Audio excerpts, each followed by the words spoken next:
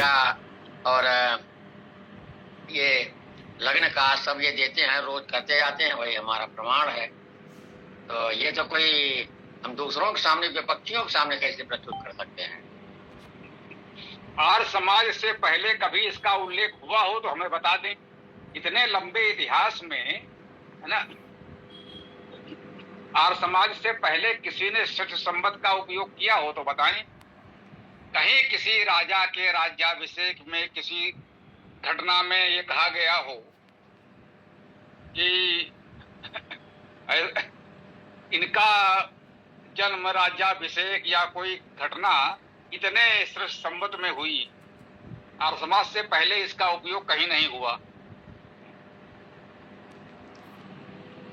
अब गुरुदेव, आपने जो वैदिक इतिहास दिया है वो प्रमाण सहित दिया है, तो उसको मानता हूं कि इतना बढ़िया दिया है आपने कि वो कहीं भी प्रस्तुत किया जा सकता है। लेकिन ये जो इनकी काल गणना है, इसका प्रस्तुतिकरण कहाँ कर सकते हैं, कैसे कर सकते हैं, कैसे विपक्ष को संतुष्ट कर सकते हैं, ये बड़ा एक अजीब सा प्रश्न है। संतुष्ट करने की बात ही नहीं। मैंने कहा पौराणिक गपोड़ा, जिसको ये लोग पौराणिक गपोड़ा कहते हैं, उसी को उन्होंने उतार लिया है केवल राष्ट्र गौरव की भावना से। तो पौराणिक और ज्योतिषी ग्रंथों में यदि कोई उल्लेख आया है, वैसे तो ये षष्ठ संवत जैसा कुछ आया ही नहीं है। लेकिन उनकी जो गणना है वो अलग संदर्भ में, वो मानव इतिहास के संदर्भ में नहीं है। वो जो युगों की, कल्प की कुछ बात है भी, वो ज्योतिषी संदर्भ में है, वो खगोलीय संदर्भ में है, वो मानवीय इतिहास के संदर्भ में नहीं है। इन्होंने दोनों को गड्ढमड्ढ कर दिया है। ये समस्या है इनके साथ। क्यों? क्योंकि इनको राष्ट्रीय गौरव स्थापित करना था कि हम तो इतने प्राचीन हैं। अभी एक बाबा जी को सुना मैंने किसी दूरदर्शन चैनल पर, किसी ने उनसे कहा कि आप 200 वर्ष की साइंस को चैलेंज कर रहे हैं। बाबा जी बोले हम 200 करोड़ वर्षों के साइंस की बात कर रहे हैं। 200 करोड़ वर्षों की साइंस, माने वही तथाकथित उनका काल्पनिक षष्ठ संवत। 200 करोड़ वर्ष पहले पृथ्वी पर कोई जीव प्राणी था भी कि नहीं, इसका तक्का तो कोई है नहीं कि 200 करोड़ वर्ष पहले पृथ्वी पर कोई जीव था भी या नहीं, जल था या नहीं, अभी ये तो पता करना पड़ेगा। और वो 200 करोड़ वर्ष की साइंस की बात कर रहे हैं। तो इस पागलपन के गपोड़े को और क्या कहा जा सकता है? उसका तो कोई सिर पैर नहीं है। जी धन्यवाद गुरुदेव। हमें तो आज से 300-400 साल पहले का इतिहास नहीं मिलता ढंग से। मतलब वो भी कई विद्वान ये मानते हैं कि ये सच है, कई विद्वान बोलेंगे ये झूठ है। राजपूतों की उत्पत्ति पे 5 मत है कि कैसे उत्पन्न हुए, तो करोड़ों साल की तो बात ही छोड़ दे।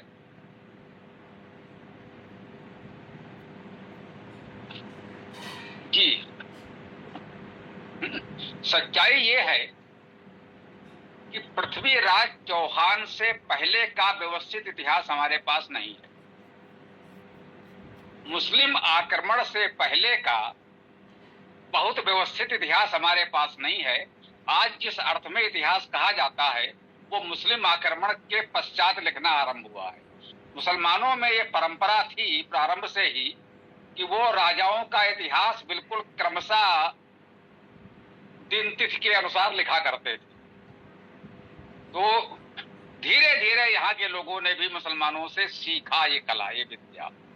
एक तथ्य ये है, यद्यपि ये बात सही है कि अब पुराणों को मुसलमानों के बाद लिखा गया, ऐसा तो नहीं कहा जाएगा, इसमें कोई संदेह नहीं है।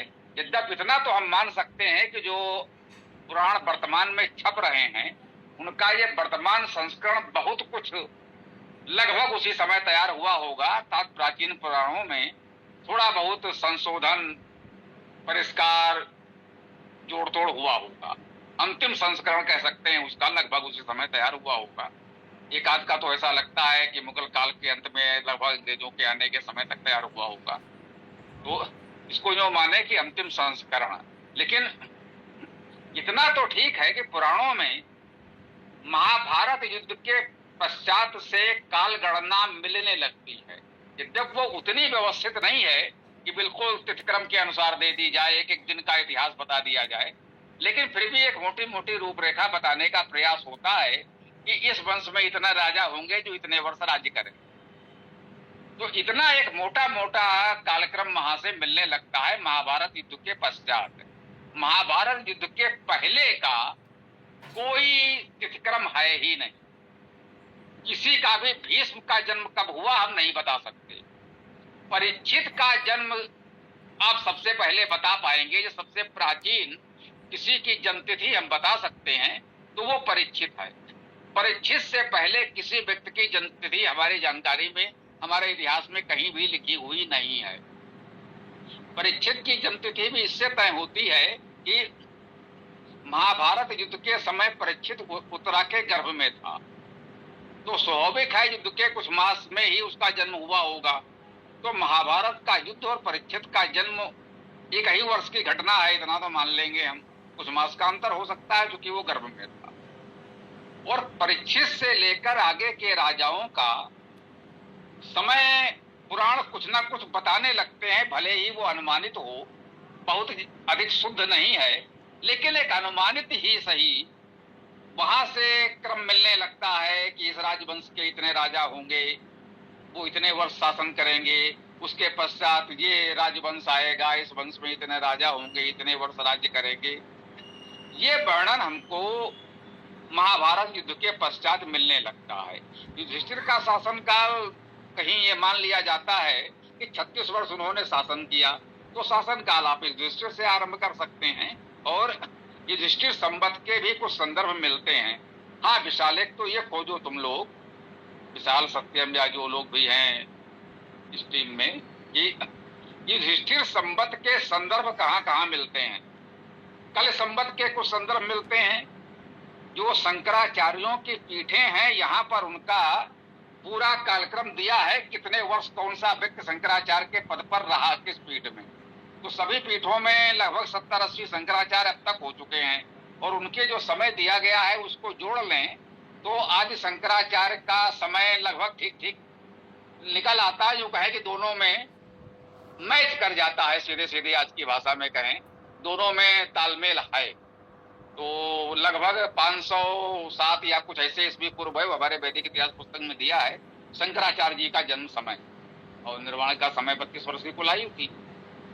तो शंकराचार्य का जन्म और निर्वाण का समय हमारे पास उपलब्ध है। उनकी पीठों का ये इतिहास उपलब्ध है, जिसका एक एक वर्ष की गणना उपलब्ध है।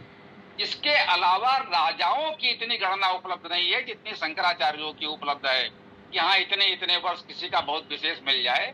बाकी तो राजवंश, इतने राजा, इतने वर्ष, यही अनुमान मिलता है।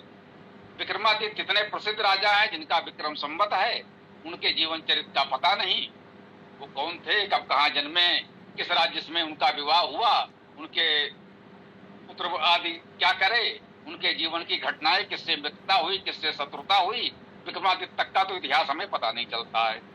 चंद्रगुप्त मौर्य का भारतीय संदर्भों में कोई बहुत विस्तृत मिलता नहीं है। मौर्य वंश के 10 राजा, इतने वर्ष, वो तो मिलता है। तो हमारा प्राचीन इतिहास थोड़ा ऐसा ही है, पुराणों के आधार पर उसका ढांचा तैयार किया जा सकता है, जो हमने भी प्रयास किया है। लेकिन तिथिक्रम बिल्कुल वर्षानुगत वर्ष तो मुसलमानों के आक्रमण के बाद से ही मिलता है, उसके पहले का नहीं मिलता। इसीलिए यह समस्या है कि चंद्रगुप्त मौर्य को सिकंदर के समकालीन माना जाता है, तो महाभारत का युद्ध 1450 ईस्वी पूर्व निकलता है। और यदि महाभारत का युद्ध हम 2102 ईस्वी पूर्व मानते हैं तो चंद्रगुप्त मौर्य को युधिष्ठिर के 1600 वर्ष बाद मानना पड़ता है, जो सिकंदर से 1200-1400 वर्ष पहले निकलता है। इस गुत्थी को सुलझाना है, कुछ जानकारी किसी के पास जुड़ पाए तो। बाकी यार समाज के गपोड़े तो अपने स्थान पर हैं।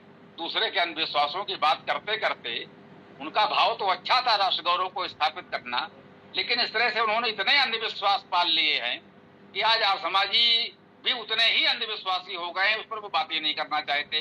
कहाँ से आया, क्या प्रमाण है, कुछ नहीं, बस उनके बाबा जी कह गए हैं, सत्यार्थ प्रकाश में लिखा है तो वो अंतिम सत्य है। अब इसके अतिरिक्त उनसे और क्या कहा जाए। जी बिल्कुल सही कहा स्वामी जी। वैसे पृथ्वीराज चौहान जी ने पृथ्वीराज रासो जो उनके समय था उसमें थोड़ा मुझे गड़बड़ लगता है, लेकिन उससे पहले का एक ग्रंथ है राज तरंगिणी, उसको मैं काफी प्रमाणिक मानता हूँ, जिसमें काफी पुराना इतिहास में मिलता है। उन्हें 300-400 साल पहले का भी ललितादित्य मुक्तापीड़ हुए जिन्होंने काफी मतलब क्षेत्र को अपने कब्जा कर लिया था। इसके बाद आपको इतिहास मिलेगा हरिवंश पुराण में। महाभारत के पास का ही वो पुराण है हरिवंश पुराण, खिल भाग भी बोल देते हैं उसको। वो मैं आर्ष कोटि में रखता हूँ उसको, क्योंकि वो उस वेद व्यास जी का भी नहीं तो वो किसी न किसी समकालीन ऋषि का लिखा हुआ है, वो वेद व्यास जी के बाद का। कभी उसको पढ़ेंगे तो उसमें बहुत अच्छे से इतिहास का वर्णन है। अगर पूर्वाग्रह से ग्रसित हो तो नहीं दिखेगा, लेकिन उसमें बहुत है। अगर कोई पढ़ना चाहे तो हरिवंश को जरूर पढ़े इतिहास के लिए। जी जी जी जी ओम नमस्ते। एक मिनट भैया भैया ये थोड़ा सा आपने जो राजतरंगिणी की बात की वो भारत का शायद एकमात्र इतिहास ग्रंथ है जो थोड़ा प्राचीन है, और प्राचीन इतिहास उसमें इतिहास जैसा लिखा है।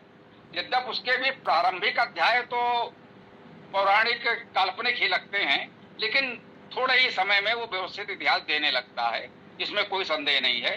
और हरिवंश पुराण निश्चित रूप से महाभारत का खिल पर्व जो कहा जाता है, वही मैंने कहा ना कि महाभारत तक तो जितना हो गया, उसके बाद का इतिहास जो कलेक्शन किया गया वो अलग अलग पुराण बने।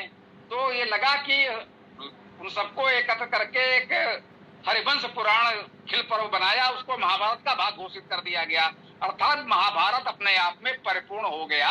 हरिवंश पुराण या उसके खिल पर्व के रूप में मान कर लें तो महाभारत यहाँ से एक तरह से संपूर्ण ग्रंथ हो जाता है। यन्न भारते तन्न भारते, जो महाभारत ग्रंथ में नहीं है वो इस भारत राष्ट्र में नहीं है।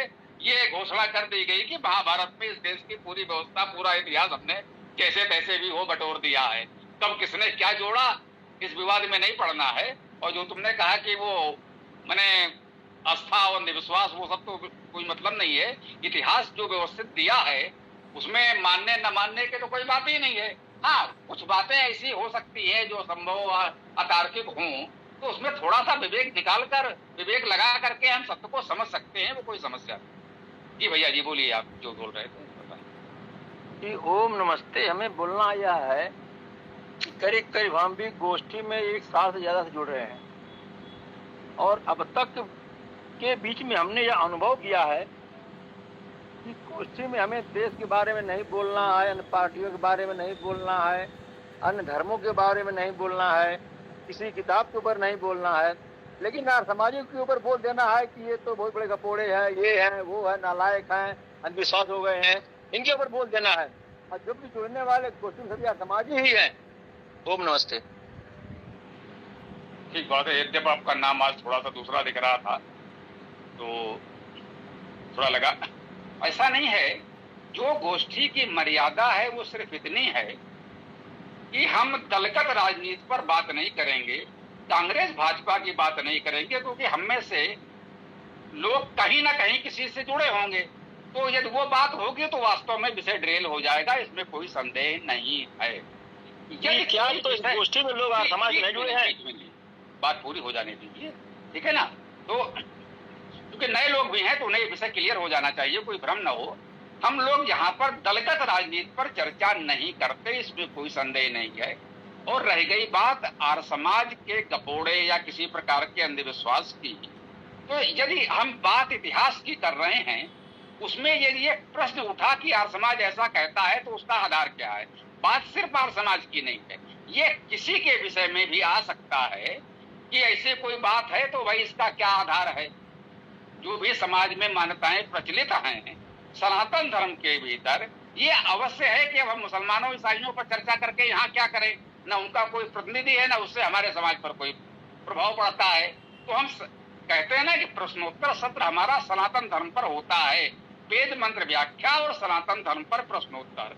सनातन धर्म संबंधी कोई भी प्रश्न किया जा सकता है, वो चाहे वेद से संबंधित हो, पुराण से संबंधित हो, रामायण महाभारत हो, ब्राह्मण ग्रंथ हो, आर्य समाज हो या कोई समाज हो, लेकिन वो सनातन धर्म की मान्यताओं पर बात हो तो हम कह सकते हैं, आप कह सकते हैं कि भाई ऐसा तो नहीं, चर्चा तो होती है, कि भाई हम मंदिरों में क्या स्थितियां हैं। कई बार हम लोगों ने मंदिरों पर बात की है कि मंदिरों में जो व्यवस्थाएं हैं, जो मंदिरों के कारण है, मंदिर हमारे जातिवाद के अड्डे बने हुए हैं, मंदिर हमारे लूट और अंधविश्वास के अड्डे बने हुए हैं, ये बातें हम लोगों ने की है। प्रसंग आता है तो ऐसा नहीं है कि हमने कोई यहाँ विषय उठाया, किसी ने आर्य समाज की आलोचना शुरू कर दी, ना, वो उसकी अनुमति नहीं है कि कोई आर्य समाज की निंदा आरंभ कर दे। लेकिन कोई विषय आएगा कि भाई इस विषय पर आर्य समाज का ये कहना है, तो वो कितना ठीक है, तो हम कह सकते हैं हाँ आर्य समाज की ये बात तो बिल्कुल ठीक है, लेकिन ये बात निराधार है। तो वो चीज है, सब हम आर्य समाजी जुड़े हैं, इसमें कोई संदेह नहीं है। मैंने कहा भाई हम भी आर्य समाजी हैं, ये जो कुछ हम कह रहे हैं सब हमने आर्य समाज से ही बहुत कुछ सीखा है, तो आर्य समाज से अलग तो हम में से कोई नहीं है। हमने कहा कि हम आर्य समाज को मानते हैं, महाराज दयानंद सरस्वती जी का सम्मान करते हैं, आर्य समाज के 10 नियमों को मानते हैं। कोई आर्य समाज के 10 नियमों पर कोई प्रश्न उठाए और हम उसको न कुछ कहें तो आप बताइएगा, लेकिन अब इसका ये अर्थ नहीं है कि कोई भी आर्य समाजी कुछ भी मानता हो और हम उस पर कोई बात न करें, वो एक अलग विषय है। अब आप बताएं। जी ओम नमस्ते। इस पर मैं कहना यह चाहूँगा, कभी तो स्वामी जी आप बोलते हैं हमारे समाजी नहीं है, कभी बोल देते हैं हमारे समाजी हैं, ठीक है, मान लेते हैं। आप 10 नियम को भी मानते हैं, पालन करते हैं। उसमें एक नियम यह भी है समाज का, सत्य को छोड़ने और असत्य को धारण करने में सर्वदा उचित रहना चाहिए, ठीक है। और जहाँ बात सनातन की आती है और आर्य समाज की बात आती है, तो इस शब्द को ले करके आप ये कह सकते हैं भाई मैं भी आर्य समाजी हूँ, ये बोल रहा है, इसको मानो आप, ये बात है। आप सभी आर्य समाजियों को गपोड़े हैं तो निठल्ले हैं तो ये है वो है, उसमें जब सभी नियमों को, अच्छे नियमों को मानने पालने के लिए हम स्वतंत्र हैं, आप बोले हाँ भाई हम बना रहे हैं, आप ये विद्वान की श्रेणी में आते हैं भगवान ने, अब बनाइए ऐसा नियम, ऐसा पालन कीजिए, कौन नहीं मानने को तैयार है। लेकिन डेली हम 1.5 साल से हमारे कान में भाई सुन रहे हैं, हमको सहन नहीं हो पा रहा है। और सभी जितने लोग पक्के आर्य समाजी जो सहन कर पा रहे हैं, अभी तो सहन नहीं कर पा रही, आज हमको खुल गया कि आप हमारे आर्य समाज के विद्वान हैं और विद्वान की बात सब लोग मानते हैं। आप इस बात को बोलिए हाँ भाई हम भी आर्य समाज के विद्वान है, बात मानते हैं, ऐसा था, ऐसा नहीं था भाई, ऐसा रहेगा। ऐसा बोलने में क्या प्रॉब्लम आप भगवान है, जब आप भी आर्य समाजी है तो। ओम। ठीक बात है आपकी, प्रयास किया जाएगा। बोलने में थोड़ा शब्दों में उसमें कोई भूल चूक हो गई हो तो क्षमा चाहते हैं, लेकिन भावना हमारी यही है कि जब कोई प्रश्न आता है, किसी पर भी कहा जाएगा तो वो तो हम कहेंगे ही, किसी भी संदर्भ में बात आएगी। अब रामायण हमारे लिए आधार है, अब कोई कहता है रामचरितमानस में ये लिखा है, तुम कह देंगे भैया बाबा तुलसीदास जाने कहाँ से ये ले आए, उसका तो कोई आधार नहीं है हमारे पास, है ना। यदि उन्होंने रामायण के विपरीत कुछ लिख दिया है तो हम तो कई बार चर्चा हुई है ना। अब वो कुछ लोगों को बुरा लगा है, आपके सामने बात हुई है, वो छोड़कर भाग खड़े हुए, तो ऐसा भी हुआ है। जब वो रामचरितमानस को वेद से ऊपर प्रमाण मानने लगे तो हम लोगों ने बात करी, आपने भी कहा कि नहीं इस तरह नहीं कहना चाहिए था, कोई व्यक्ति जुड़ा है तो थोड़ा सा रहना चाहिए था, एक भूल चूक हो जाती है भाई। तो आपने भी कहा ऐसा तो नहीं है कि भाई वेद हमारे लिए सर्वोपरि है, सनातन हमारे लिए सर्वोपरि है, इसमें कोई संदेह नहीं है। लेकिन यदि हमारे यहाँ कोई भूल चूक त्रुटि दोष दुर्गुण है तो भैया हम पहले अपना घर साफ करेंगे, दूसरों के घर में झाड़ू लगाने हम नहीं जाएंगे, पहले हमें अपना घर साफ करना है, बस इतनी सी भावना है। और भाव हमारा यही है, कहने सुनने में चूक हो गई हो तो क्षमा करें, ठीक है। ओम नमस्ते। स्वामी जी हम आपसे निवेदन करते हैं, अब के बाद जब भी कोई मैटर आवे तो आप सीधे बोलिए हम भी यार समाजी हैं, अभी तक गलत रहा होगा, आपसे कोई क्वेश्चन करता है हाँ भाई हमसे क्वेश्चन कर लो, हम भी यार समाजी हैं, उत्तर देने को तैयार हैं आर्य समाज के पोस्ट पर। तो हम लोग आर्य समाजी के नाम पर आपके यहाँ जुड़े हुए हैं और आर्य समाज को लेकर के आपके साथ में, और आप भी आर्य समाज से ही आए हुए हैं। और हम आशा करते हैं जितने लोग भी गोष्ठी में जुड़ते होंगे सभी लोग आर्य समाजी ही होंगे। ओम नमस्ते। और आर्य समाजी ही ऐसा व्यक्ति है जो कि सब कुछ सहन करने की क्षमता रखता है और सहन करते चला आ रहा है। ओम नमस्ते। ये निश्चित रूप से हम सब आर्य समाज का सम्मान करते हैं, उससे अलग कोई नहीं है। यहाँ कोई आर्य समाज के निंदा खंडन में प्रवृत्त नहीं हो सकता, लेकिन कोई विषय आएगा तो फिर सत्य और असत्य की बात आती है, तो सत्य का ग्रहण करने, असत्य का त्याग करने के लिए सदैव तत्पर रहना चाहिए, तो वो हम कह देते हैं, उसमें और कोई ऐसी बात नहीं है। और समाज की जो मूल भावना है, वेद हमारे लिए सर्वोपरि है, वो हम सदैव कहते हैं। कभी हमने कहा हो कि वेद से ऊपर किसी और को माना हो, क्योंकि वो अब संस्कार हमें आर्य समाज से ही मिले हैं कि वेद ही स्वतः प्रमाण है, अन्य सभी ग्रंथ परता प्रमाण है, वेद से ऊपर हम किसी को नहीं मानते। तो इतना तो सभी जानते हैं जो लोग जुड़े हैं, हम सब लोग वेद से ही जुड़े हैं, आर्य समाज से जुड़े हैं, तो इसमें तो कहीं कोई संदेह ही नहीं है। अब ये कि हर बार उसको कहना भी आवश्यक नहीं कि जब भी बात कोई आरंभ करें बोले भाई हमारे समाजी हैं, तो भी लोगों को अटपटा लगने लगेगा कि तकिया कलाम हो गया है। हम सब आर समाजी हैं, इसे बार बार कहने की भी कोई आवश्यकता नहीं। हाँ, जहाँ अवसर आता है तो वहाँ कहते हैं और कहते रहेंगे, इसमें कोई संदेह भी नहीं है। कई जगह बात आई है तो मैंने कहा है भाई कहीं बात आई आर समाज की, किसी ने कहा कि भाई इस पर आपका क्या मत है, मैंने कहा आर समाज का मत ही मेरा विचार है। किसी ने कोई कहा कोई बात करे, मैंने कहा मैं दूंगा आपके सभी प्रश्नों के उत्तर। आइए, जब भी आर समाज की ओर से कोई बात आती है, कोई दूसरा विपक्षी अगर कहेगा तो मैं बिल्कुल कहता हूँ कि आइए मैं आपके सभी प्रश्नों का उत्तर दूंगा। मैंने कहा कि शंकराचार्य स्वरूपानंद जी से हमारी चर्चा हुई, वो भी उत्तर नहीं दे पाए हमारे तरफों का। अभी कोई जो उनके उत्तराधिकारी नए आए हैं कुछ बोलने लगे, किसी ने कहा, मैंने कहा भैया मैं उनके गुरु से बात कर चुका हूँ, हमारे प्रश्नों का उत्तर नहीं दे सके, निरुत्तर हो गए, ये भी जब चाहें तब बात कर लें। तो आर समाज की ओर से जब इस स्तर पर बात आएगी तो आप बिल्कुल हमारे नाम आगे कर दीजिए, जो भी हो सकेगा हम सेवा करेंगे। सत्य की रक्षा के लिए, वैदिक धर्म की रक्षा के लिए, वेद के सम्मान के लिए जहां आवश्यकता होगी हम आपकी ओर से सबसे आगे खड़े मिलेंगे, उसमें तो कोई संदेह ही नहीं है। जी, आपने सही कहा स्वामी जी। मैं इसमें एक बात जोड़ना चाहूंगा कि जैसे ये कह रहे हैं कि भाई आपने आर्य समाज को गलत कहा, ऐसा नहीं कहा। स्वामी जी ने सिर्फ इतना कहा है कि भाई मिलावट हुई है, वो ठीक बात है, और आप कह रहे हैं कि आर्य समाज सहन करता है। अभी मैं बताऊं, मैंने आर्य समाज की ऐसे ऐसे पुस्तकें पढ़ी है कि अपशब्द ही बोल दिए हैं पूरी समाज की महिलाओं को, फिर भी मैं यहाँ वेद गोष्ठी में जुड़ के कभी अपमान नहीं करा किसी का। तो सहन तो हम भी कर रहे हैं, ऐसा नहीं है कि सिर्फ आर्य समाज ही सहन कर रहा है। और ये बांटना बंद करो, वेद परम प्रमाण है ये मान के बस वेद पढ़ लो, खत्म बात। कुछ मिलावट इधर हुई, कुछ मिलावट उधर हुई, खत्म बात। इसमें इतना लड़ने की बात ही नहीं है किसी से। हम एक हैं, एक भाई है, एक पृथ्वी पर जन्मे हैं, इसी पृथ्वी के पुत्र हैं। ये हमारा लक्ष्य होना चाहिए, ना कि आप आर्य समाज से हो, मैं पौराणिक समाज से हूँ। मैं कम मानता हूँ इसको थोड़ा। बिल्कुल ठीक कहा। तो कुछ यही कह रहे हैं कि सत्यम ने बचपने में जो भी समझो आर्य समाज के लिए कुछ ऐसे एक दो शब्द का प्रयोग किया और हमने तुरंत वहां कहा नहीं ये तो सही नहीं है, इनसे बात की गई, समझाया गया, ये मान गए, और आज देखिए कितने प्रेम से हमारे साथ हैं।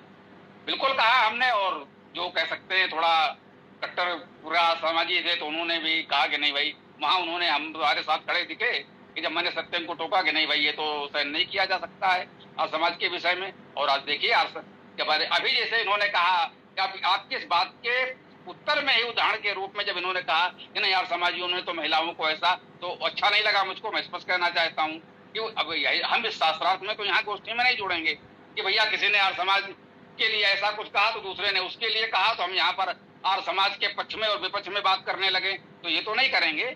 एक विषय आया तो वो हम बिल्कुल कह रहे हैं भैया कोई अभी तक खोजकर प्रमाण नहीं लाया, जो सरस संबत की बात है, जो इसकी वो उसकी बात हो रही है कि कालगणना ये उन्होंने पुराणों से ली है, ये भी हमने कहा, कोई वेदों से वो नहीं लाए, कोई ब्राह्मण ग्रंथों से नहीं लाए, ये सारी कालगणना पुराणों से लाए हैं। लेकिन सरस संबत आदि के रूप में पुराणों में या कह सकते हैं उसके पहले भी उल्लेख नहीं थी, तो बात है और इसको स्वीकार करने में कोई समस्या नहीं है कि हाँ भाई ये पहले नहीं था और समय की आवश्यकता के अनुसार उन्होंने प्रस्तुत किया, उस समय उसका लाभ भी मिला होगा, समाज में एक चेतना भी आई। अब ठीक है, उसको ढोना उतना आवश्यक नहीं रह गया है, अब हम लोग व्यवहारिक हो सकते हैं। आज हम विक्रम संबत चल रहा है, आज हम क्या बात कर रहे हैं, युधिष्ठिर संबत और कल संबत के संदर्भ खोजे जाएं। युधिष्ठिर संबत एक ऐतिहासिक संबत है, तो युधिष्ठिर संबत को क्यों ना हम लोग प्रचारित करें, जो बिल्कुल समझ में आएगा। युधिष्ठिर संबत जो कल संबत युगाब्द है उससे 36 वर्ष प्राचीन है और वो बिल्कुल ऐतिहासिक संबत है। युधिष्ठिर के राज्याभिषेक से आरंभ होता है, अर्थात महाभारत युद्ध से आरंभ होता है। कल संबत परीक्षित के राज्याभिषेक से आरंभ होता है, महाभारत युद्ध के 36 वर्ष पश्चात आरंभ होता है। युधिष्ठिर संबत ऐतिहासिक संबत है, हम लोग उसके खोज की बात कर रहे हैं, वो बिल्कुल व्यवहारिक होगा, उसे हर कोई मानेगा कि भारत का प्राचीनतम ऐतिहासिक संबत युधिष्ठिर संबत है। हम लोग उसके खोज का प्रयास कर रहे हैं, न कि ये काल्पनिक संबतों की हम बात करें, जिसमें मैंने कहा ना राम संबत और हनुमान संबत, और ये संबत राम और हनुमान के बीच लाखों वर्ष का अंतर, और उन्होंने कहा कि भाई ये तो पुराणों का है, तो भैया आप काहे ले आए हो, पुराणों का है वहीं रहने देते। जब आप देख रहे हो राम और हनुमान के बीच लाखों वर्ष का अंतर है, तो स्वाभाविक है दोनों एक साथ कैसे आ सकते हैं, क्योंकि तो समाज ये तो नहीं मानेगा कि हनुमान जी और राम जी लाखों वर्ष जीवित रहे होंगे, ये तो पुराण भी नहीं मानते, और समाज क्या मानेगा। तो अब इस तरह की बातें आए तो हमें विवेक पूर्वक सत्य का ग्रहण करना चाहिए, तो उसमें कोई ऐसी बात नहीं है चलिए अब आज मंत्र क्या करेंगे, पर्याप्त समय हो गया है। तो आज मुख्य यही ले लें कि आप लोगों से निवेदन है, बच्चे प्रयास करें कि युधिष्ठिर संवत के संदर्भ खोजें। कल संवत भी ले लिए, युधिष्ठिर संवत और कल संवत के संदर्भ खोजें। सच बात तो ये है कि विक्रम संवत के भी प्राचीन उल्लेख नहीं मिल रहे हैं। ये कहा जा रहा है जब विक्रम संवत आरंभ हुआ तो पहले इसका नाम कृत संवत था और फिर इसको मालव संवत कहा गया। इसको विक्रम संवत का नाम तो संभवतः हो सकता है ये राजा भोज के आसपास मिला होगा, मतलब संवत तो उस समय का है, लेकिन पहले इसे कृत संवत और मालव संवत के नाम से जाना गया। तो जो शिलालेख मिलेंगे उसमें कृत संवत और मालव संवत लिखा हुआ मिलेगा। विक्रम संवत शब्द का प्रयोग राजा भोज के आसपास आरंभ होता है। तो प्राचीन इतिहास हमारा इतना थोड़ा सा उलझा हुआ तो है। तो प्रयास करें कि युधिष्ठिर संवत कल संवत के जो संदर्भ इतिहास में शिलालेख में कहीं मिलते हों उनको आप लोग खोजें, एकत्र करें, तो वैदिक इतिहास पुस्तक में दिया जा सके, है ना। और ये जो समस्या है कि चंद्रगुप्त मौर्य सिकंदर के समकालीन था या महाभारत के 1600 वर्ष पश्चात हुआ, अर्थात सिकंदर से 1200 वर्ष पहले हुआ, तो इस समस्या पर थोड़ा शोध करने का प्रयास करें। तो हमें सच्चा इतिहास सामने लाना है, भावनाओं में नहीं बहना है। वहां वो उद्देश्य बिल्कुल भी नहीं है। कहीं भी बात आएगी और समाज ही हमारा घर है, वही हमारा परिवार है, और समाज के विरुद्ध तो हम लोग सुन नहीं सकते हैं। बोलना तो बात की बात है, हाँ जो सत्य है उसको हमें स्वीकार करना है, उसको नहीं नकारेंगे।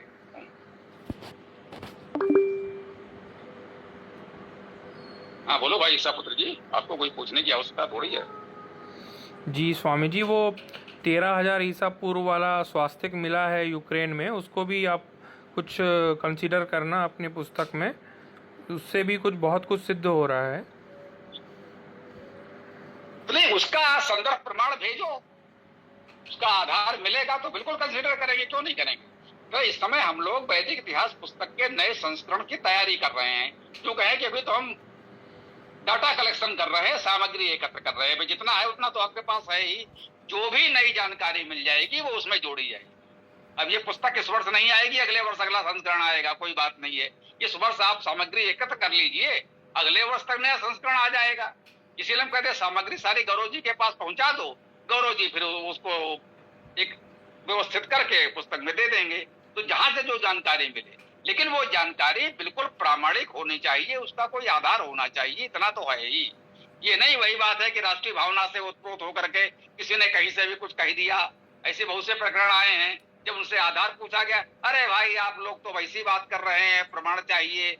अरे भाई हम राष्ट्र गौरव की बात कर रहे हैं, आप तो उसको ऐसे कर रहे हैं। तो ऐसे नहीं चलता है। जब हमें इतिहास लिखना होता है तो उसका प्रामाणिक आधार बताना पड़ता है।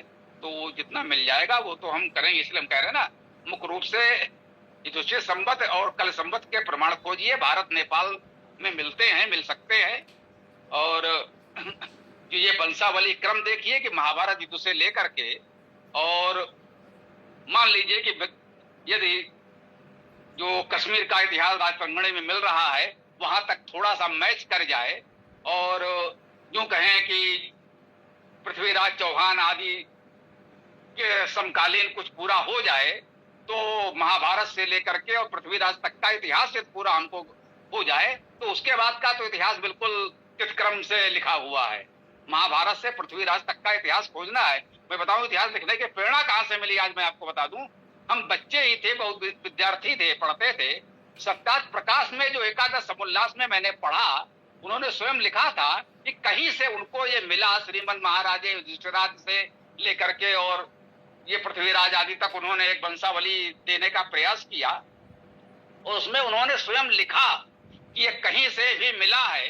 अर्थात उन्होंने उसकी प्रामाणिकता का दावा भी नहीं किया कि कहीं से मिला है, वो उन्होंने प्रस्तुत कर दिया। उन्होंने आगे लिखा है कि ऐसे ही लोग इतिहास आदि की खोज करेंगे तो जाति का बड़ा उपकार होगा। कुछ तरह का उन्होंने कहा है कि यार जाति का बड़ा उपकार होगा यदि ऐसे ही लोग इतिहास की खोज करेंगे।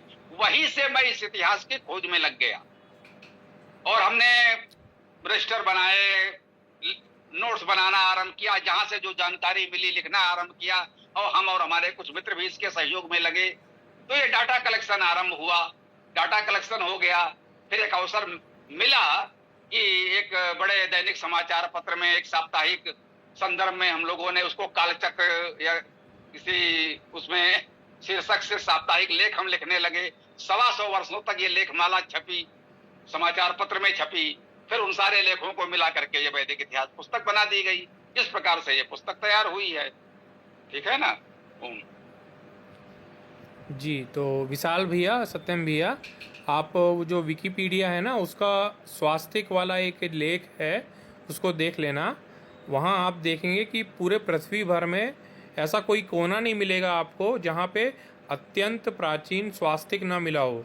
स्वास्तिक के प्रमाण आपको इंडस वैली सिविलाइजेशन में भी मिलेंगे, माया सभ्यता जो कि अमेरिका है वहाँ भी मिलेंगे, है ना, यूक्रेन में मिलेंगे, रूस में मिलेंगे, है ना, इंग्लैंड में मिलेंगे, और हर जगह मिलेंगे आपको। तो स्वास्तिक एक बहुत बड़ा प्रमाण है हमारे पास, जो कि आर्कियोलॉजिकल प्रमाण है कि प्राचीन काल में किसी न किसी रूप में स्वास्तिक का तो प्रचार था, और स्वास्तिक से ये भी सिद्ध होता है कि वहाँ पर स्वास्तिक को मानने वाले तो थे, इतना तो सिद्ध होता है। और हम सब जानते हैं कि स्वास्तिक को कौन मानता था। आधुनिक इतिहास की जानकारी के अनुसार स्वास्तिक को हिटलर मानता था। प्राचीन इतिहास का तो पता नहीं, लेकिन आधुनिक इतिहास में हिटलर स्वास्तिक को मानता था। जर्मनी में आज भी लोग स्वास्तिक से डरते हैं। कहीं स्वास्तिक बना हो तो वो लोग डरते हैं कि भैया इससे तो बड़े, क्योंकि उनको स्वास्तिक का बड़ा कट अनुभव है, क्योंकि हिटलर उसको मानता था, वो उसका प्रतीक बन चुका है।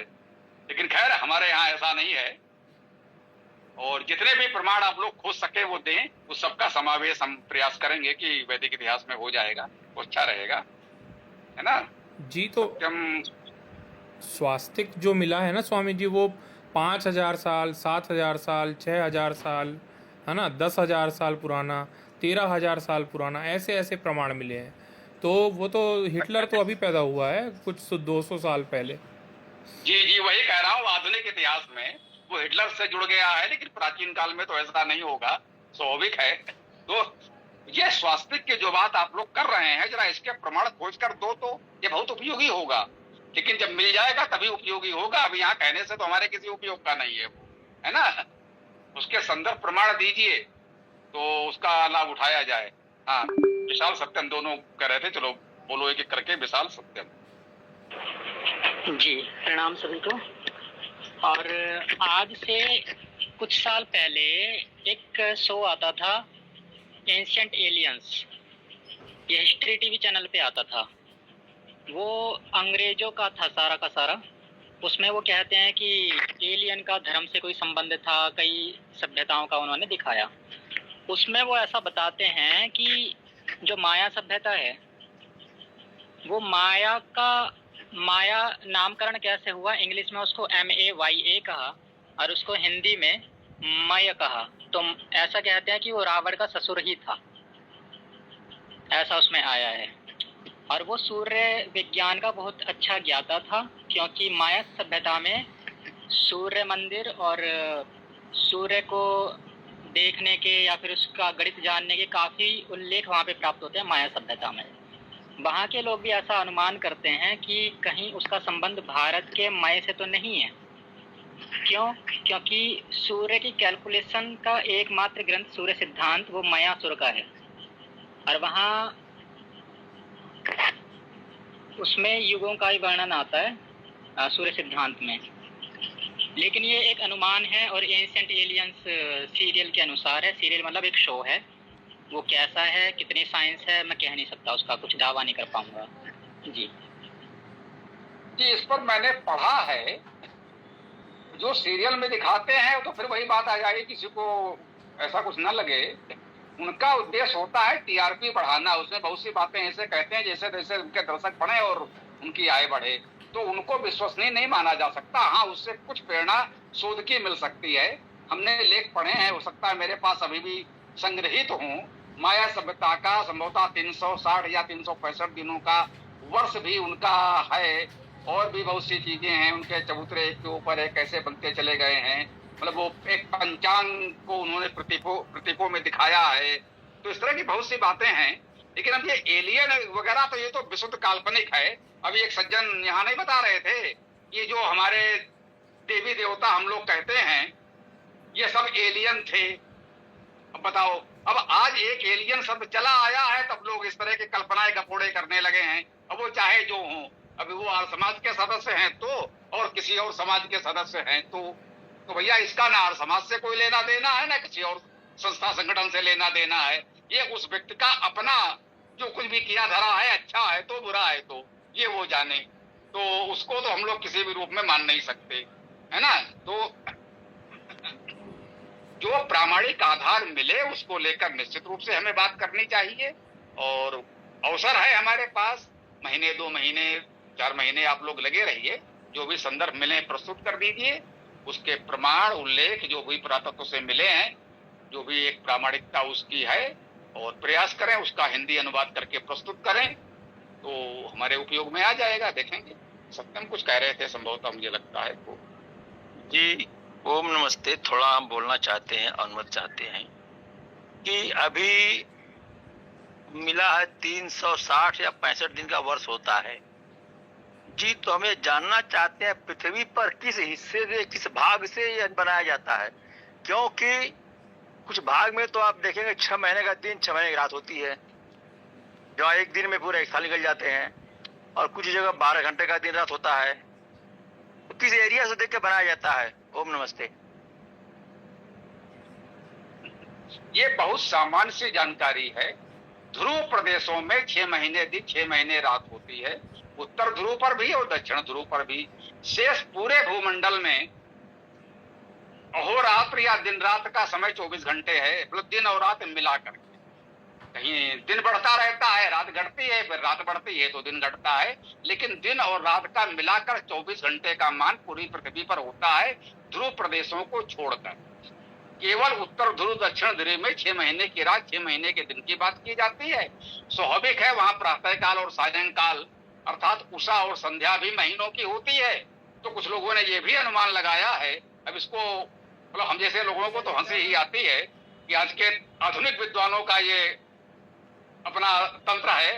बोले वेद में उषा का इतना सुंदर वर्णन हुआ है, इससे ऐसा लगता है कि वेद की रचना उत्तर ध्रुव क्षेत्र में हुई होगी, क्योंकि वहां लंबी लंबी उषा, माने कई सप्ताह का उषा काल होगा, कई सप्ताह का संध्या काल होगा।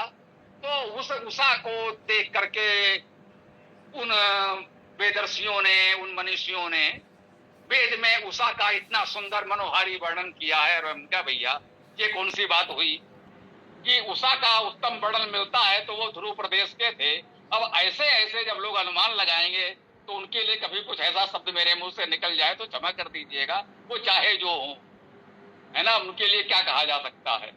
अब वो, लेकिन अब लोग हैं, अनुमान लगाने का तो कोई सिर पैर नहीं है।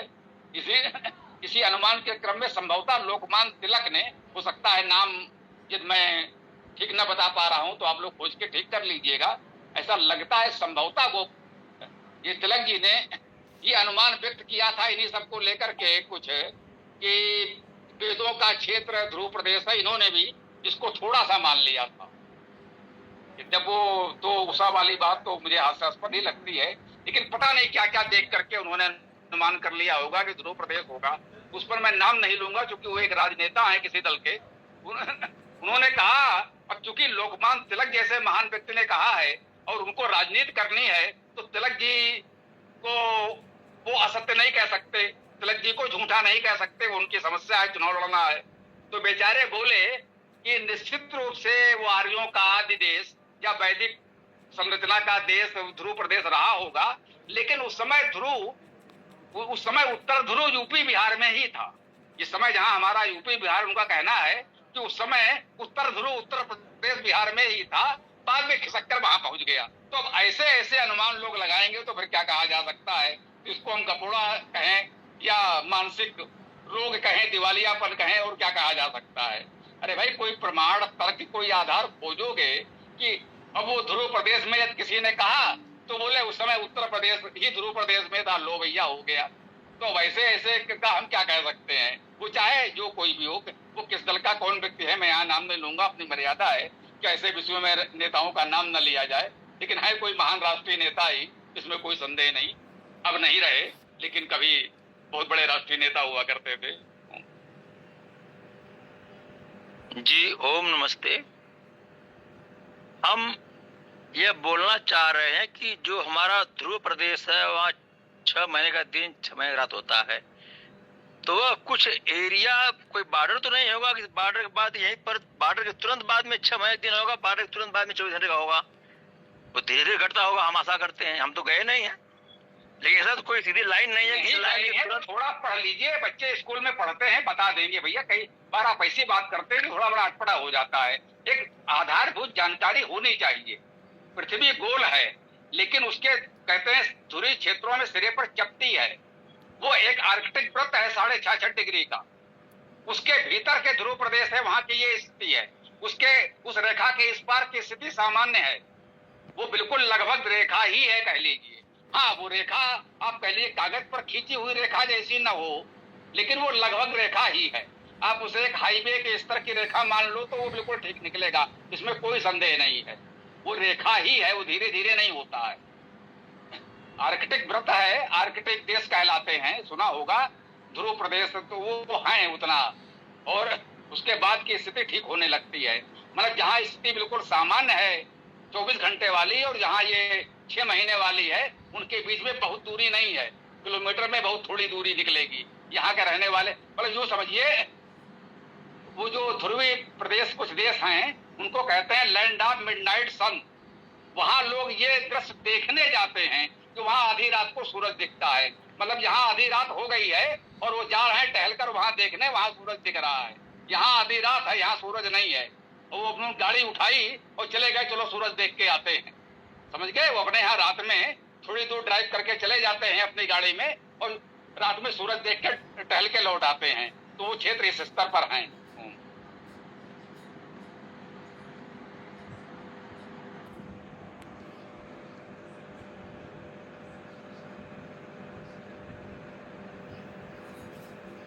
जी, अभी मैंने स्क्रीन शेयर किया था कि वो अपना स्वास्तिका का, क्या आपने थोड़ा बहुत देखा? सभी लोग को पूछ रहा हूँ। मैं कहता हूँ कि मैंने कुछ स्वास्थ्य के चिन्ह देखे, बाकी तो कुछ विशेष समझ में नहीं आया।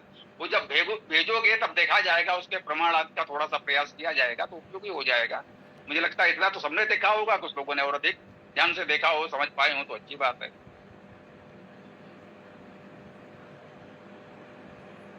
ठीक है, ग्रुप में भेज दूंगा लिंक, और उसमें सारे आर्कियोलॉजिकल प्रूफ्स हैं, और जो इंडस वैली सिविलाइजेशन का जो प्रूफ है वो भी म्यूजियम में अभी रखा हुआ है।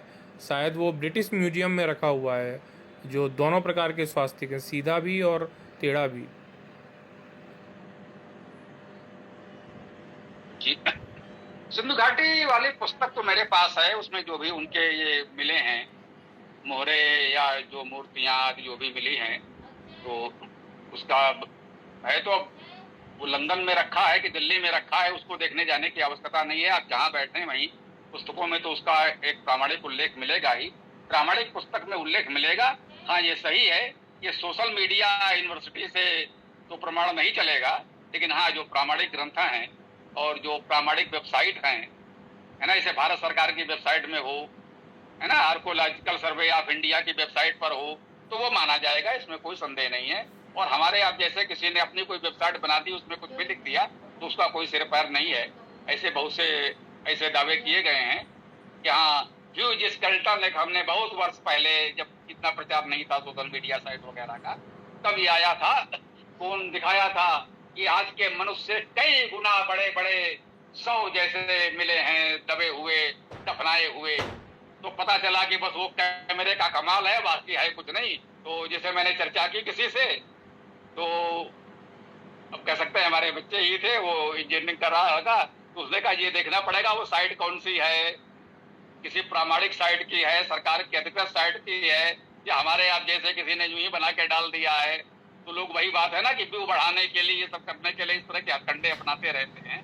तो ये देखना पड़ेगा, अगर आर्कियोलॉजिकल सर्वे ऑफ इंडिया की वेबसाइट पर है या और ऐसे किसी प्रामाणिक वेबसाइट पर है, किसी यूनिवर्सिटी की वेबसाइट पर है, तो उस पर निश्चित रूप से ध्यान देना होगा और वो प्रामाणिक माना जाएगा। जी, एआई भी यही कह रहा है कि जो स्वास्तिक है वो दुनिया भर में मिला हुआ है, तो एआई तो प्रमाणित करता है, वैसे एआई उतना वो नहीं है कि उतना मतलब प्रामाणिक नहीं है, लेकिन वो एआई भी वही कह रहा है कि स्वास्तिक 20-20 हज़ार साल पुराने मिले हुए हैं।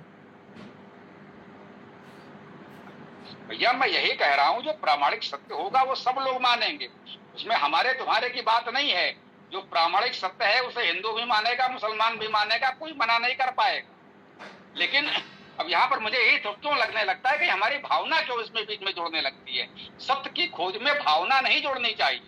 यदि यह सिद्ध हो जाए कि स्वास्तिक 25,000 वर्ष पुराना है तो इसे मुसलमान भी मानेगा, ईसाई भी मानेगा। और ये कि यदि ये सिद्ध हो जाए कि 500 वर्ष पहले का कोई स्वास्तिक नहीं है तो उसमें भी हमारी भावना आहत नहीं होनी चाहिए। हम मानते इतने, जब हम निष्पक्ष होकर के बात करेंगे तब इतिहास या कोई सत्य जान पाएंगे, अन्यथा तो अपनी अपनी भावना के अनुसार जिसकी जो इच्छा वो मानता रहे, है ना। प्रामाणिक जानकारी होगी तो हर कोई मानेगा। इसको मैं सीधे सीधे कहता हूँ कि जितने आधुनिक साइंस की खोजें हैं किसने की हैं, ईसाइयों ने और यहूदियों ने। कोई कट्टरपंथी हिंदू नहीं मिलता जो कहते नहीं भैया ईसाइयों की यहूदियों की खोज है, हम इसका उपयोग नहीं करेंगे, हम इसे नहीं मानते। कोई कट्टरपंथी मुसलमान नहीं मिलता कि नहीं भैया हम इसका उपयोग नहीं करेंगे, हमारी तो ईसाइयों से भी शत्रुता है और यहूदियों से भी है। यहूदियों से चाहे जितनी उनकी शत्रुता हो लेकिन यहूदियों की खोजों का उपयोग तो करते हैं। ईसाइयों से चाहे जितनी शत्रुता हो ईसाइयों की सारी खोजों का उपयोग करते हैं। सारे कट्टरपंथी मुसलमान भी करते हैं, सारे कट्टरपंथी हिंदू भी करते हैं। तो जो सत्य है वो ये कहते हैं ना, सत्य वो है जो सर चढ़कर बोले, उसको आज नकारने का बूता किसी में नहीं है। और जिसको हम केवल अपनी आस्था से मानते हैं और दूसरा स्वीकार नहीं कर रहा है तो मान लीजिए कहीं ना कहीं कुछ तो गड़बड़ है। तो हमें भी थोड़ा अपना विचार करना चाहिए। तो निष्पक्ष भाव से खोजिए, जो सत्य है वो मिलेगा। हमारी वैदिक इतिहास की पुस्तक पढ़कर भी लोगों ने कहा कि हाँ पहली बार हमको लगा कि ये इतिहास लिखा गया है, अन्यथा तो जो प्राचीन भारत की बात करते हैं तो परी कथाओं जैसी उड़ान भरने लगते हैं, छू मंत्र जादू सब होता है। आपके पहली बार हमें मिला कि हाँ पूरा उतने का इतिहास है और वो इतिहास जैसा इतिहास है वो लगता है पढ़ते समय कि हम इतिहास पढ़ रहे हैं, कोई परी कथा नहीं पढ़ रहे हैं। वही संस्कृत व्याकरण की पुस्तक पढ़ने के बाद किसी ने लिखा था, इस पुस्तक का नाम ही है सरल संस्कृत व्याकरण। उन्होंने लिखा कि संस्कृत व्याकरण इतनी सरल हो सकती है कभी सोचा नहीं था। पुस्तक हमारी देखने से पहले उन्होंने कहा कि संस्कृत व्याकरण इतनी सरल हो सकती है हमने कभी सोचा भी नहीं था, क्योंकि जो लोग सरल से सरल संस्कृत सिखाते हैं वो इससे 1000 गुना कठिन होती है। तो कुछ हम लोगों के प्रयास हैं, उपयोगी हैं, लेकिन इसीलिए उसकी यह प्रामाणिकता है कि हमने निष्पक्ष भाव से बात करने का प्रयास किया है। राष्ट्र के प्रति भावना, सनातन के प्रति भावना हमारी भी उतनी ही है जितनी आप सबकी है। लेकिन जब हम इस तरह की बात करते हैं तो पूरी प्रामाणिकता का भी ध्यान रखते हैं, उसमें ऐसी भावना नहीं डालते जो प्रामाणिकता को खंडित करे और प्रतिपक्षी के सामने हम उत्तर न दे पाए। हमारी जितनी भी बातें हैं किसी के सामने बात करने को बिल्कुल तैयार हैं। कोई भी जब चाहे कोई विद्वान शालीनता से किसी भी मंच पर बात कर सकता है, आ जाए। अब ऐसे लोगों से क्या बात करना जिनको किसी की सुननी नहीं है, केवल चीख चिल्ला करके अपनी बात कहनी है, तो उनकी तो बात अलग है। लेकिन कोई भी बात करना चाहे तो किसी भी मंच पर बात की जा सकती है। जी धन्यवाद स्वामी जी। बाकी राष्ट्रवाद की बात है तो राष्ट्रवादी तो मैं हूँ ही नहीं, राष्ट्रवाद का तो मैं खंडन ही करता हूँ सदैव। धन्यवाद। ये वही भावना है हमारी, आपकी भावना में अंतर कहाँ रहा? वही तो कह रहे हैं कि ऐसे अंधराष्ट्रवादी भी जिसका आप खंडन करते हैं वो अंधराष्ट्रवाद है, जो हिटलर का राष्ट्रवाद है। हिटलर के राष्ट्रवाद की निंदा हम लोग करते हैं, लेकिन राष्ट्र के प्रति ये कि महात्मा गांधी ने जो कहा था स्वदेशी की भावना क्या है, उसका खंडन हमें नहीं लगता है कि हम लोग उसको नकार पाएंगे। गांधी जी ने कहा था स्वदेशी की भावना का अर्थ है कि हमें दूर की अपेक्षा अपने आसपास के लोगों, आसपास की चीजों का उपयोग करना सिखाती है। भाई अब कोई चीज अमेरिका की है बहुत अच्छी होगी, लेकिन हमारे आसपास के गांव में हमारा कोई व्यक्ति बना रहा है कोई बात, भले ही वो उतना अच्छा ना हो, लेकिन हम उसका यंत्र उपकरण, उसकी वस्तुओं का उपयोग कर रहे हैं। हम अमेरिका से पिज्जा नहीं मंगाएंगे, हम पड़ोस की दुकान से समोसा मंगा के खा लेंगे। तो ये स्वदेशी की भावना है कि हमारे आसपास के लोगों को पहले सुविधा हो। भाई ठीक है हमने खाया है तो आसपास देख लें कोई भूखा ना हो, लेकिन भाई अब इतनी बड़ी पृथ्वी पर सबका ध्यान तो नहीं रख सकते। पहले हम आसपास का ध्यान रखें, आसपास के लोगों के सुख सुविधा की बात करें, आसपास के लोगों को जो भी हो सकता है रोजगार देने में सहायक बने। ये स्वदेशी की भावना है। स्वदेशी की भावना ये नहीं है कि सिर्फ मैं जीवित रहूं और सबको मार दो, ये स्वदेशी नहीं है। ये तो अंधराष्ट्रवाद है जिसका विरोध कोई भी भला व्यक्ति करेगा, इसका समर्थन कोई नहीं कर सकता। जो जैसा हिटलर का राष्ट्रवाद था, कोई भी हिटलर को भला नहीं कहता। कुछ सिरफिरे हो सकते हैं, अपवाद हर नियम के होते हैं, उनको छोड़ दीजिएगा। धन्यवाद स्वामी जी।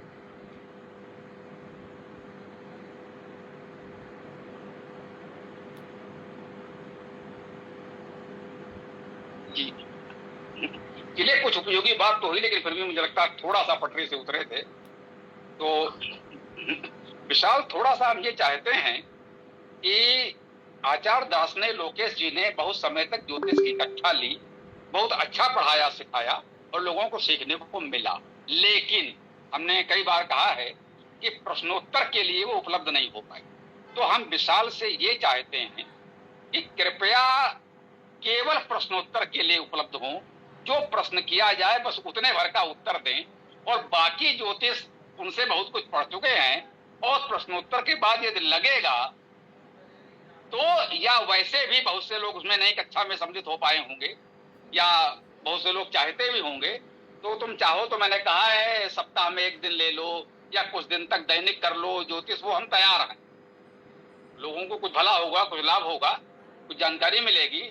लेकिन हम पहले ये चाहते हैं कुछ जो प्रश्न उत्पन्न हुए हैं उनका समाधान किया जाए। जैसे मुख्य बात यही आ गई थी कि, है ना, चैत्र का आरंभ तो हो गया, जिस दिन रंग खेला जाएगा होली का उस दिन से, और वर्ष का आरंभ उसके 1 पखवाड़े बाद होगा। तो ये निश्चित रूप से विचित्र स्थिति है। ऐसे ही जो कहा गया कि वो अयन चलन क्या भला है, तो अयन चलन तो हम लोग के लिए बहुत उपयोगी नहीं है, क्योंकि वो तो गंभीर ज्योतिषियों के लिए है। लेकिन ये तो सबके समझ में आता है कि मास पहले आरंभ हो गया, वर्ष बाद में आरंभ होगा। तो ऐसे कुछ चीजों को मुझे लगता है कि थोड़ा सा स्पष्ट कर दोगे तो अच्छा रहेगा। सत्यम बोलो। हाँ, एक फेसबुक पे एक आचार्य जी हैं, उन्होंने जरूर ये लिखा है कि 28वें कलयुग की जब तिथि प्रारंभ होती है तो माघ शुक्ल पूर्णिमा थी उस दिन, और वो उनका सॉफ्टवेयर ये तिथि भी बता देता है अंग्रेजों वाली। तो वो बता रहे हैं कि 18 फरवरी शुक्रवार का दिन था और 3102 ईसा पूर्व कलयुग की शुरुआत हुई। उससे युधिष्ठिर संवत का नाम लिख के कहते हैं कि युधिष्ठिर संवत उससे 37 साल पहले शुरू हो गया था। तो उनको जरूर पता होगा कि कहाँ शास्त्र में युधिष्ठिर संवत का नाम आया है, तभी वो लिख रहे हैं, नहीं तो वो लिखते नहीं। भाई जी, ये इतना सरल नहीं है जितना तुमने मान लिया, ठीक है ना। इतना सरल होता तो अब आज कोई समस्या नहीं होती, समाधान मिल गया होता। कल संवत प्रचलित है, मान लो किसी तरह से सही, कथकली या कल संवत के नाम से, युगाब्द के नाम से कुछ लोग लिखने लगे हैं, लेकिन उसका तिथि एक ही है, वो प्रचलित है ना। जो तुम सॉफ्टवेयर बता रहे हो, सॉफ्टवेयर तो अब बनने लगे हैं। सॉफ्टवेयर बनने के बहुत पहले से ये गतकली या कल संवत पंचांग में हमारे यहाँ लिखा जा रहा है, वो 2102 ईस्वी पूर्व है। ये बिल्कुल ठीक है। अब ये कितने फरवरी और कितने बजकर कितने मिनट सेकंड, वो भी ज्योतिष के लोग गणना करके बता देंगे। मुझे नहीं लगता ये बहुत कठिन है। विशाल इसकी गणना सिखा भी देंगे, मुझे लगता है कि गणना कैसे की गई है ये भी बता देंगे, मुझे पूरा भरोसा है। ये आचार्य दास ने लोकेश जी बता सकते हैं, विभू जी बता सकते हैं, विशाल जी बता सकते हैं। इनके लिए ये बहुत बड़ी बात नहीं है, ऐसा मैं मानता हूँ। तो ये स्पष्ट है। तो उसके पहले 36 वर्ष का युधिष्ठिर का शासनकाल है। अब वो 36 को किसी ने 37 किसी गुणा भाग से कर लिया हो तो 1 वर्ष इतने समय में कोई बहुत माने नहीं सकता। तो 36 वर्ष का युधिष्ठिर का शासनकाल है, तो युधिष्ठिर संवत वहां से निकल आता है। बस अब मैं जिस संदर्भ की बात कर रहा हूं वो ये है कि कुछ ऐतिहासिक ग्रंथों में, जैसे मान लीजिए शंकराचार्यों का मैंने कहा कि सभी आचार्यों के कार्यकाल उसमें दिए हैं, तो प्रारंभ में वो कल संवत में लिखे होंगे या युधिष्ठिर संवत में लिखे होंगे, क्योंकि विक्रम संवत से तो बहुत पहले शंकराचार्य हैं। तो जब विक्रम संवत लग गया होगा उसके बाद के लोगों का समय विक्रम संवत में लिखा गया होगा, ये तो संभव है। लेकिन विक्रम संवत आरंभ होने के पहले जितने शंकराचार्य हो गए, आज शंकराचार्य की जन्मतिथि तो विक्रम संवत में हो नहीं सकती। तो जो मैं कह रहा हूं कि हमारे पूज्य शंकराचार्य स्वरूपानंद सरस्वती जी से जब मेरी बातचीत हुई तो मैंने उनसे ये प्रश्न किया कि आपकी अपनी परंपरा के अनुसार आदि शंकराचार्य जी का जन्म कब हुआ था, क्योंकि इस पाठ्यक्रम में क्या पढ़ाया जा रहा है वो तो सब अपने लोगों की समझ से परे है। हम लोग मानते हैं कि वो ठीक नहीं है। तो उन्होंने कहा भाई हम तो कल संमत में ही बता सकते हैं। हमने कहा वही जानना है हमको, इनका तो जो ये पढ़ा रहे हैं वो तो हम पढ़ ही रहे हैं, हमें वही जानना है। तो उन्होंने बताया कल संवत में, इतने कल संवत में शंकराचार्य का जन्म हुआ। वो हमारे वैदिक इतिहास पुस्तक में दिया हुआ है। कल शंकराचार्य जी का जन्म वर्ष, उनके निर्माण का वर्ष, वो कल संवत में उनके पास परंपरागत रूप से लिखा हुआ है। और ये जानकारी मिली है कुछ पीठों में प्रारंभिक शंकराचार्यों के पदासीन होने की तिथि युधिष्ठिर संवत में भी लिखी है। तो युधिष्ठिर संवत और कल संवत में तिथियां लिखी हैं। तो मैं इस संदर्भ की बात कर रहा हूं कि यदि मिले कि इन संकराचार्य इन युधिष्ठिर संवत में पदासीन हुए, ये लोग इस कल संवत में पदासीन हुए, आज गणना करके मत बताइएगा। ये कि इस पुस्तक में, इस शिलालेख में यहाँ पर ये संवत लिखा मिला है, आज से गणना करके तो कोई भी बता देगा, गणना करके नहीं बताना है। वो शिलालेख, वो उस पुस्तक का संदर्भ बताना है। ये शंकराचार्य के जन्मतिथि जो बताई कल संवत में, वो शंकराचार्य दिग्विजय आदि शंकराचार्य के जीवन चरित्र की पुस्तकों में लिखा हुआ है। वो प्रमाण है हमारे लिए। तो नेपाल में भी इस तरह के कुछ उल्लेख मिले हैं, नेपाल के प्राचीन इतिहास में, और हो सकता है राजतरंगिणी में भी हों, क्योंकि वो मुझे समय से उपलब्ध नहीं हो पाई थी तो मैं उसका उस तरह से अध्ययन नहीं कर पाया हूँ, लेकिन उसके विषय में जानकारी है, कहीं थोड़ा बहुत उपयोग भी हमने किया होगा। तो अब तो सब सुलभ है, सबको वेबसाइट, पीडीएफ या जिस भी रूप में, तो आप लोग सहयोग करें उसको तलाशने का। युधिष्ठिर संवत, कल संवत के सारे संदर्भ एकत्र कीजिए। कुछ मेरे पास आ गए हैं, ये भी बता दें, कुछ आ गए हैं और कुछ और हो तो करें। बोलो भाई विशाल, क्या कह रहे हैं? जी, जब मैं ज्योतिष पढ़ रहा था उसमें कुछ किताबें मेरे पास साउथ की मिली हैं, मुझे इंग्लिश में है वो किताबें, और ज्योतिष के लेख के आधार पे लिखी हुई है। उसमें युधिष्ठिर संवत और कृष्ण जी के जन्म का समय, ये सब चीजें उसमें आई हैं। एक बार मैं देख लूंगा, अगर वो आपके काम की हुई तो मैं स्क्रीनशॉट भेज दूंगा उसका। जी जी, ये भी बता दें, हो सकता है मुझे मिल जाए तो मैं अपनी एक छोटी सी पुस्तक का कवर भेज दूं। 90 के दशक में, हो सकता है 1992 या लगभग रहा होगा, एक हम लोगों ने छोटा सा काव्य संकलन निकाला था और उसके कवर पर ही हमने कृष्ण संवत दे दिया था। कृष्ण संवत या कुछ इस प्रकार का दिया हुआ था, इतने वर्ष हुए ये कुछ हो। तो वो गणना कैसे होती है ये भी बता दें, क्योंकि मुख्य आधार इसका कल संवत है और ये माना जाता है कि कृष्ण की मृत्यु 125 वर्ष की आयु में हुई। अधिकांश पुराणों में कृष्ण की आयु 125 वर्ष लिखी है, यद्यप किसी एक पुराण में मैंने 120 वर्ष भी पढ़ा है। तो 120 या 125 बहुत बड़ी समस्या नहीं है, 5 वर्ष का अंतर उतने समय में। तो युगाब्द या एक कल संवत जितना चल रहा है उसमें 125 वर्ष जोड़ करके कृष्ण का जन्म वर्ष बता दिया जाता है। यदि यही है तो वो केवल गणना है, उसका कोई उपयोग नहीं है, वो सब जानते हैं। युगाब्द है, उसमें से 125 जोड़ दो तो कृष्ण संवत निकल आया। और ये कृष्ण संवत गीता प्रेस गोरखपुर कल्याण में लिखता है, लेकिन वो केवल इसी गणना के आधार पर लिखता है और उसके पास कुछ नहीं है। हाँ, कुछ नया लाए हो तो बताओ विशाल।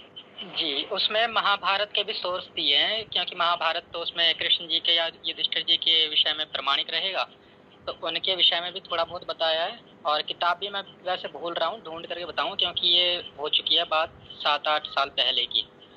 तो उसमें गणना भी दी है और प्रूफ भी दिया है कि उसमें महाभारत में ऐसे ऐसे ग्रह स्थिति आई है, उस हिसाब से ये इसमें सन लिखी हुई है। तो उसमें ग्रह स्थिति से भी मैच कर लेंगे जैसा महाभारत में आया और उसके हिसाब से भी। जी हाँ जी, इसके कई आधार हैं। जैसे एक बताया ग्रह स्थिति, जो ग्रह स्थिति दी गई है वो ज्योतिषीय गणना के अनुसार ये निकाला जाता है कि ये ग्रह स्थिति कितने वर्ष पहले रही होगी। तो उसके अनुसार हम निकालते हैं कि महाभारत का युद्ध कब हुआ, कृष्ण के समय की ग्रह स्थिति क्या थी, मतलब कृष्ण की कुंडली कहीं से किसी ने बना ली, अभी कुंडली कब किसने बनाई वो भी एक बात है, राम की कुंडली कब किसने बनाई वो भी एक बात है। तो एक तो ग्रह स्थिति के अनुसार गणना करना, ये भी एक प्रकार की गणना, लेकिन वो भी आधार, जब कोई और आधार ना हो तो भैया ये यही आधार सही, उसी को मान लेंगे।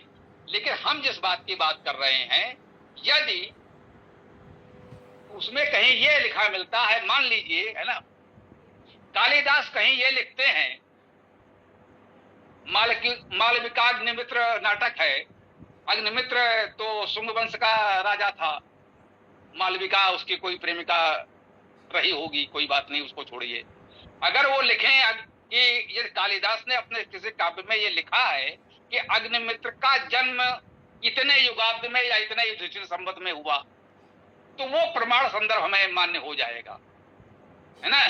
कालिदास ने कोई ग्रह स्थिति बताई है तो वो गणना करेंगे तो उतना बड़ा प्रमाण नहीं होगा, एक आधार तो हो सकता है, लेकिन आधुनिक लोग उसे प्रमाण नहीं मानेंगे। क्यों नहीं मानेंगे ये भी बता दूं। उसमें एक बड़ी समस्या है जो हमने अनुभव की है बिना ज्योतिष पढ़े, और जो ज्योतिष पढ़े हैं वो तो अनुभव करते ही करते हैं, ठीक है ना। ये लोग जिस भी महापुरुष की बात करेंगे, वो चाहे राम हो या उनके अपने कोई आज के राजा महाराजा नायक हो जिनके बारे में उन्होंने कोई काव्य नाटक उपन्यास लिखा हो, पंचभी उच्चई ग्रह, समझ रहे हो ना, पंचवीर उच्चई ग्रह, ये पंचभी उच्चई ग्रह जैसे उनका तकिया कलाम जैसा है। जिस भी महानायक का वर्णन करना होगा उसका जन्म जब भी हुआ होगा वो पंचवीर उच्चई ग्रह, 5 ग्रह उच्च स्थिति में होंगे। अब 5 ग्रह उच्च स्थिति में होंगे, इसका अर्थ विशाल जी तो बहुत अच्छी तरह समझते हैं। समस्या ये है कि सभी महापुरुषों का जो भी उनके नायक होते हैं उनका जन्म पंचमी उच्च ग्रह होता है। बाकी ग्रह कौन कहाँ थे पता नहीं, लेकिन ये 5 तो उच्च स्थिति में होंगे ही होंगे। अब स्वाभाविक है कि वो विश्वसनीय नहीं रह जाता है। तो चलो जो शेष रह गया है कल देखेंगे। नहीं, उसमें ग्रह के नाम वगैरह आएंगे ना, वो तो हम महाभारत से मैच कर सकते हैं। महाभारत है, उसमें श्लोक भी दिया हुआ है, उसमें अध्याय भी दिया हुआ है, उसके हिसाब से हम मैच करके अगर उसमें ग्रह स्थिति लिखी हुई है फिर उसको प्लेनेटेरियम सॉफ्टवेयर से, क्योंकि वो तो अंग्रेज लोग भी मानते हैं, अथवा गणित से, भारतीय ज्योतिष से, किसी भी तरीके से महाभारत के आधार पे युधिष्ठिर जी का राज तिलक कब हुआ उस ग्रह स्थिति के आधार पे अगर वो प्रमाणिक है ग्रह स्थिति तो ली जा सकती है। और महाभारत तो सभी लोग मानते हैं ना, कालिदास जी को शायद सभी लोग ना माने, वो काव्य के उसमें चले जाएंगे, थोड़ा साहित्य के उसमें, लेकिन ऐतिहासिक ग्रंथ तो महाभारत भी है। अगर उसमें कोई ऐसी ग्रह स्थिति आती है जिसके विषय में कहा जाए कि ये तो असंभव है, जिसमें 5 ग्रह उच्च के कौन कौन से हैं ये ना बताया जाए, तो वहां पे थोड़ा सा विवाद हो जाता है जी।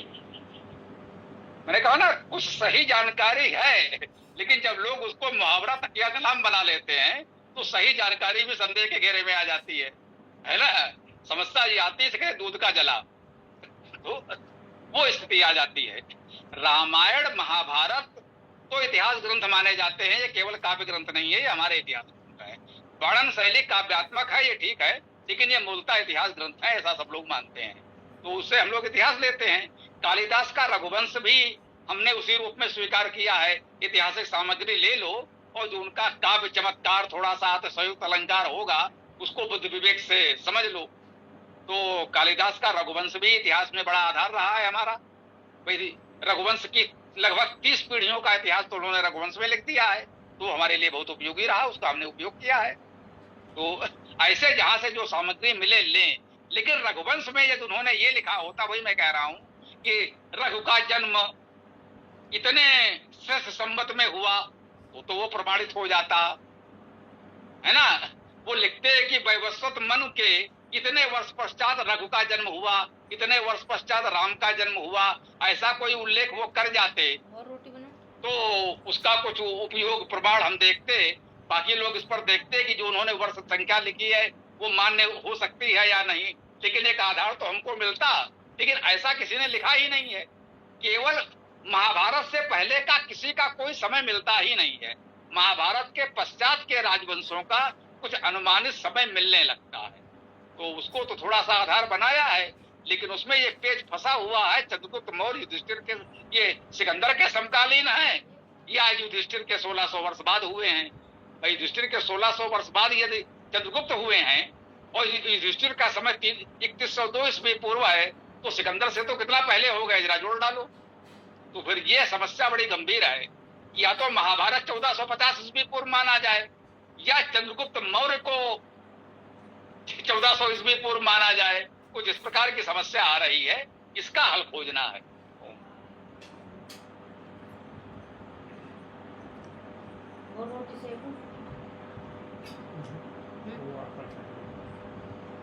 गुरुदेव, क्या एक आध मिनट के लिए मैं कुछ बोल सकता हूँ क्या? अरे बोलिए, आप सबसे वरिष्ठ हैं, आपको पूछना पड़ेगा, किसी बच्चे को भी नहीं पूछना पड़ता है। गुरुदेव माफ कीजिए अगर मान लीजिए मुझसे कोई गलती हो गई हो। मैं आर्य समाज के 3-4 यहाँ पर जो केंद्र हैं वहाँ पर जाता रहता हूँ, और मैंने अनुभव ये किया है कि हम तो बाद में जुड़े या अन्य लोग भी बाद में जुड़े होंगे, उनके नाम के आगे सरनेम लिखा हुआ है, और अपने बच्चों के नाम जब से आर्य समाजी हुए तब बच्चों के नाम से भी आगे सरनेम लिखा है। साथ ही साथ हमेशा जात सूचक बात ही की जाती है। आगे अपने लड़की लड़कों की शादी विवाह के संबंध में अपना निजी जात या गोत्र ही देखते हैं, आगे नहीं बढ़ पाते हैं। मानसिकता केवल घंटे 2 घंटे के लिए आर्य समाजी हैं, बाकी वो सब कुछ जैसे समाज में चल रहा है उसी तरह से हैं। आर्य समाज का एक आवरण जरूर लगा हुआ है। धन्यवाद गुरुदेव, मैं यही कहना चाह रहा हूँ, भीतर से वही है। गुरुदेव धन्यवाद जी। मेरा निवेदन यही है कि जो आप कह रहे हैं वो सत्य तो है, लेकिन इतना ही कहेंगे ये इस गोष्ठी का विषय नहीं है ना। यहाँ हम आर्य समाज के सिद्धांतों पर, उनकी मान्यताओं पर तो बात कर सकते हैं, लेकिन सामान्य आर्य समाजी क्या कर रहा है ये सब जानते हैं। ये कौनो आर्य समाजी इसको नकारता नहीं। हमने कहा ना, हमको भी मिले हैं। वैसे तो हम 20 विश्वा के ब्राह्मण हैं, वो 18 विश्वा के हैं, मतलब विवाह संबंध की ही बात हो रही थी। अब वो 20 विश्वा के ब्राह्मण हैं, जिससे रिश्ता आया है, जिस परिवार से विवाह संबंध की बात हो रही, वो 18 विश्वा के ब्राह्मण हैं। अब चलिए हम लोग आर्य समाजी हैं तो हम तो नहीं मानते, लेकिन माने परिवार में और लोग हैं वो थोड़ा कि हम 20 विश्वा वाले हैं तो 18 विश्वा वाले क्या कैसे विवाह करेंगे। तो वही तो बात समस्या तो यही है ना गुरुदेव। मैंने कहा ना, आर्य समाज का सदस्य बन जाने भर से वो दयानंद नहीं हो जाता। हम लोग दयानंद के आर्य समाज को मानते हैं, इन आर्य समाजियों के बातों को नहीं मानते। यही तो मुख्य विषय मैं कह रहा हूँ। हम आर्य समाज के 10 नियमों को मानते हैं, बाकी आर्य समाजी क्या मानते हैं उससे हमें कोई लेना देना नहीं है। हम आर्य समाजी हैं, बिल्कुल हैं, किसी भी अन्य आर्य समाजी से अधिक सैद्धांतिक आर्य समाजी हैं। हम आर्य समाज के 10 नियमों को मानते हैं, वेद को एकमात्र धार्मिक प्रमाण मानते हैं। हमारा धर्म ग्रंथ एकमात्र वेद और केवल वेद है, वेद के अलावा हम कोई धर्म ग्रंथ नहीं मानते, इसलिए हम सच्चे आर्य समाजी हैं। और वो सब मुझे लगता है वो सच्चे आर्य समाजी नहीं है, वो वेद की तो बात ही नहीं करते, वेद को पढ़ते ही नहीं और अन्य ग्रंथों को मानते हैं। अन्य ग्रंथों में वो चाहे मनुस्मृति हो, चाहे सत्यार्थ प्रकाश हो, या दर्शन हो, या कुछ भी हो, लेकिन वेद की बात नहीं करते, अन्य की बात करते हैं। तो मुझे लगता है भैया कच्चे आर्य समाजी हो। सच्चे आर्य समाजी तो हम तब मानेंगे जब आप वेद को सर्वोच्च मानोगे, वेद को पढ़ने पढ़ाने की बात करोगे, क्योंकि वेद को पढ़ना पढ़ाना और सुनना सुनाना परम धर्म है आर्य समाज की दृष्टि में। यदि आप वेद नहीं पढ़ते हैं तो फिर आर्य समाजी आप नहीं हो सकते हैं, बाकी आप कुछ भी हों। ये हमारा अपना विचार है, स्वाभाविक है आर्य समाजी तो ये बात नहीं मानेंगे, क्योंकि वो तो वेद पढ़ते नहीं। अधिकांश आर्य समाजियों की तो यही स्थिति है। तो आर्य समाज में थोड़े से लोग हमारी इस बात का समर्थन करेंगे जो सच्चे आर्य समाजी हैं। अधिकांश आर्य समाजी तो हमारा विरोध ही करेंगे और कर भी रहे हैं। क्या किया जा सकता है? करो भैया करो, हम तो कह रहे हैं विरोध ही करो, विरोध करके ही हमारा प्रचार करो, कुछ तो करो, करते रहो। जी धन्यवाद गुरुदेव। मैंने तो अपना नाम ही ईसा पुत्र रख दिया है जातिवाद के विरोध में, वेद पढ़ने के बाद। आपने तो बहुत अच्छा कार्य किया है, आपका नाम ही देख करके बड़ी प्रसन्नता होती है। धन्यवाद महोदय जी। तो जी यही तो कह रहे हैं कि हम लोग जिस गोष्ठी में जुड़े हैं, वेद गोष्ठी में जुड़े हैं, हम सब सच्चे आर्य समाजी हैं, वो सब कच्चे आर्य समाजी हैं, है ना। वो कच्चे आर्य समाजी हैं, हम सच्चे आर्य समाजी हैं। ये बात हमें गर्व से कहनी चाहिए। अब ईसा पुत्र जी के बारे में क्या कहना, ऐसे ऐसे आर्य समाजी भी मिले, उनको लगा कि ईसा पुत्र नाम है, ये तो ईसाई लगते हैं। अब उनका क्या कहा जा सकता है। ठीक है, तो आज की इस चर्चा को यहाँ विराम दिया जाए, समय भी हो गया है, 8:30 तक हम लोग विराम दे ही देते हैं, तो पाठ आदि करके अब इसको समापन की ओर ले जाए। तो पाठ पीसी सिंह जी, ईसा पुत्र जी जो भी कर सकें कर लें, शशि जी हैं उनका भी योगदान मिलेगा, और भी लोग आगे बढ़ें। ऋग्वेद प्रथम मंत्र। ओम अग्निमीळे पुरोहितं यज्ञस्य देवं ऋत्विजं होतारं रत्नधातमम्। ऋग्वेद अंतिम मंत्र। ओम समान